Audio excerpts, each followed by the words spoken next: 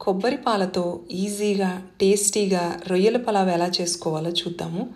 ఈ simple and easy recipe కోసం ఒక కుక్కర్లో కొంచెంగా నూనె నెయ్యి వేసి పలావ్ దినుసులన్నీ వేసి వేగాక ఉల్లిపాయ పచ్చిమిర్చి కొంచెం అల్లం వెల్లుల్లి పేస్ట్ వేసి టమాటా కూడా మెత్తగా మగ్గాక రొయ్యలు వేసి ఫ్రై చేసుకోవాలి. తర్వాత మసాలా పౌడర్లన్నీ వేసి వేయించుకున్నాక కొంచెంగా కొత్తిమీర పుదీనా కూడా వేసి అన్నీ మిక్స్ చేసుకున్నాక ఇందులోకి మెయిన్ ఇంగ్రీడియంట్ కొబ్బరి పాలు.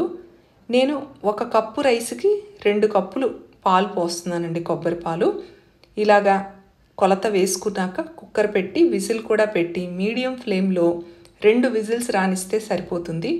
ఒక హాఫ్ అన్ అవర్ తర్వాత మూత ఓపెన్ చేస్తే చూసారా ఎంత పొడి పొడిగా వచ్చిందో రొయ్యల పలావు. ఫుల్ రెసిపీ కోసం నా ఛానల్ని విజిట్ చేయండి. వీడియో నచ్చినట్లయితే లైక్ చేయండి, షేర్ చేయండి, సబ్స్క్రైబ్ చేసుకోండి. Thank you.